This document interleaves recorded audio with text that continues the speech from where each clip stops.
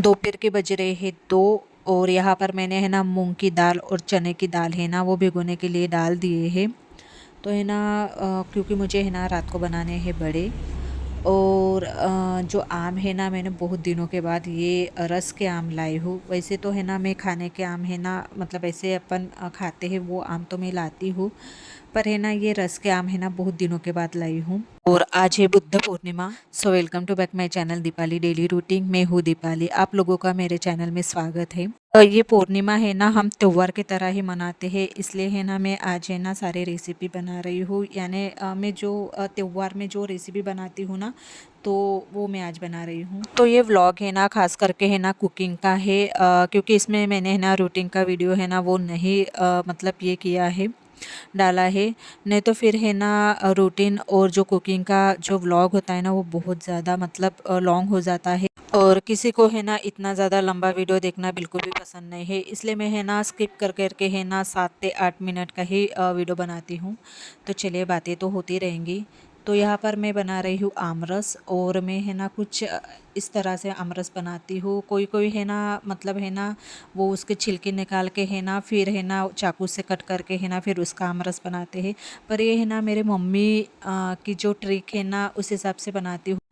जब हम छोटे थे ना तो जब भी है ना मेरी मम्मी को आमरस बनाना था ना तो है ना ऐसे ही है ना आम को है ना डब डब करके उसका सारा पल्प निकालती थी।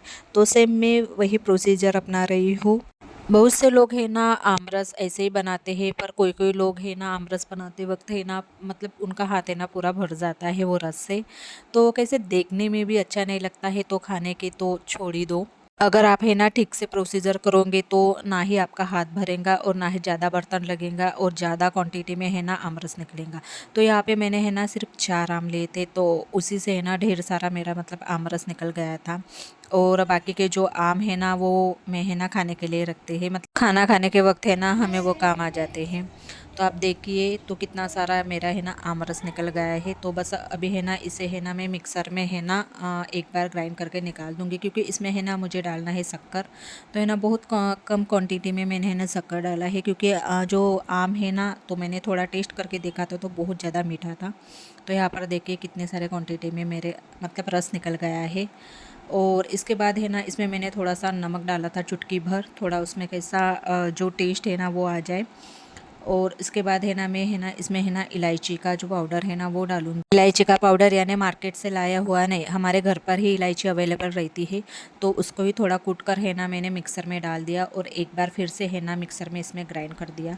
तो यहाँ पर है ना हमारा रस भी बनकर रेडी हो गया है।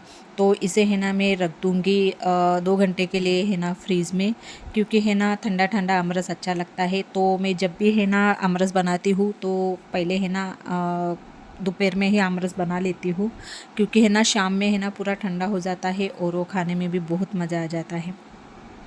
तो यहाँ पर है ना मेरी दाल भी भिगो कर हो गई है, यानी है ना 2 बजे मैंने है ना इसे भिगोने के लिए डाल दिया था। तो अभी है ना 6 बज रहे हैं, तो 4-5 घंटे तो हो गई है शायद।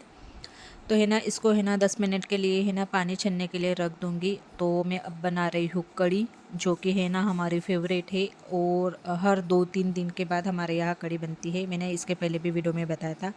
दही में मैंने डाल दिया है 2 चम्मच बेसन और आधा चम्मच हल्दी, और मिक्सर में इसमें ग्राइंड कर लिया है। और इसके बाद में तड़का देने के लिए जो मोहरी है जिसे हम राई कहते हैं, और जीरा, और उसके बाद है ना लहसुन, मिर्ची और कड़ी पत्ता। ऐसे ही मैं बनाती हूँ जब भी मुझे कढ़ी बनाना पड़ता है। सभी चीज़ों को अच्छे से तड़का देने के बाद इसमें डाल देती हूँ मैं दही। इसके बाद है ना मैं बनाऊंगी वड़ा। तो इसके लिए पहले है ना मैं मिक्सर में है ना जो बड़े की दाल है ना वो ग्राइंड कर लूँगी। तो इसे है ना 2 बार ग्राइंड कर लूँगी। तो इसमें मैं डाल रही हूँ हरी मिर्ची। हरी मिर्ची इसलिए डाल रही हूँ ताकि है ना बच्चे भी खाते हैं, तो खाते वक्त है ना उनके मुंह में कैसे मिर्ची ना लगे। ये जो दाल है ना मिक्सर में मैंने पूरी तरह से बारीक कर ली। और इसके बाद की जो दाल है ना जो मैं दूसरी बार मिक्सर में ग्राइंड करूँगी तो वो थोड़ा दरदरा मतलब ग्राइंड करूँगी, क्योंकि है ना किसी किसी के है ना बड़े बनाते वक्त है ना जल जाते हैं और कच्चे भी रह जाते हैं। तो है ना मैं ऐसे बनाती हूँ ना तो ना ही मेरे बड़े है ना कच्चे रहते हैं और ना ही जल जाते हैं। तो मैं जब भी बड़ा बनाती हूँ ना ऐसे ही बनाती हूँ। इसके बाद तो आप लोगों को पता ही है कि क्या करना पड़ता है। तो सेम है ना प्याज, धनिया और थोड़ा टेस्ट बढ़ाने के लिए इसमें मैंने कड़ी पत्ता और जीरा और थोड़ा लहसुन अदरक का पेस्ट भी डाल दिया था।